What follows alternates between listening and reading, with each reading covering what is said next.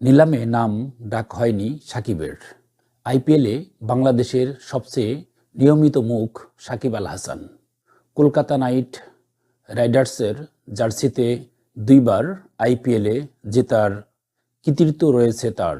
তবে এবার তার নাম ডাকাই হলো না মেগা নিলামে। বাংলাদেশের বাকি প্লেয়ারদের কথা বলছি, তার আগে একটা কথা বলা খুবই জরুরি। আপনারা জানেন, খেলা শুধু মাঠে ময়দানেই হয় না।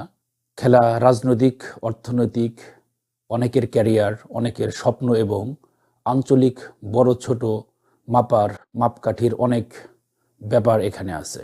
এছাড়াও এ খেলা পরিচালনা করে, আপনারা জানেন, ভারত এবং বর্তমানে বাংলাদেশের রাজনীতির সঙ্গে কিছু বিষয় আছে যা আপনারা বুঝতে পারছেন।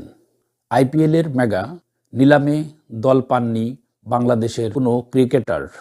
মুস্তাফিজুর রহমান এবং রিশাদ হোসেনের নাম ডাকা হলেও তাদের প্রতি আগ্রহ দেখায়নি আইপিএলের দলগুলো। অন্যদিকে সাকিব আল হাসান, লিটন দাস, তাসকিন আহমেদ, তাওহিদ হায়দার ও নাম ডাকা হয়নি। সৌদি আরবের জেদ্দায় চলমান মেগা নিলামের দ্বিতীয় দিনে বাংলাদেশিদের খেলোয়াড়দের নাম ডাকার কথা ছিল। এর মধ্যে প্রথমে মুস্তাফিজের নাম উঠেছিল, কিন্তু 2 কোটি রুপি ভিত্তিমূল্য এই পেসারকে দলে টানতে আগ্রহ দেখায়নি কেউ। 25 লাখ রুপি ভিত্তিমূল্য নিয়েও দলগুলোর মন জোগাতে পারেননি স্পিনার রিশাদ।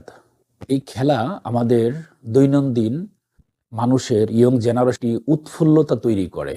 মানুষ যখন এই ধরনের উৎফুল্লতার ভিতরে বা আনন্দ তার ভিতরে থাকে, তখন অনেক কিছু তারা শুনতে চায় না, বা শুনলেও এটা ব্রেনটে নেয় না। এমনিভাবে বিগত দিনগুলো দেখেছেন আপনারা, বিগত স্বৈরাচারের আমলগুলোতে খেলাধুলার প্রচণ্ড আমেজ ছিল। এদেশের প্লেয়ার অমুক দেশে খেলছে, তমুক দেশে খেলছে, এত টাকা আনতেছে। এর পিছনেও কিছু ব্যাপার আছে যেটা যারা পলিটিক্সের সাথে জড়িত আছেন তারা বুঝতে পারবেন। এটাকে বলা হয় মানুষকে অ্যাট্রাকটিভ করা, যেটা সে করতে পেরেছিল। ইয়ং জেনারেশনদেরকে মোটিভেট করার জন্য, তাদেরকে কন্ট্রোলে রাখার জন্য এই ধরনের কিছু প্রসেস ব্যবহার করা হয়। যাই হোক দর্শক, ভালো থাকবেন।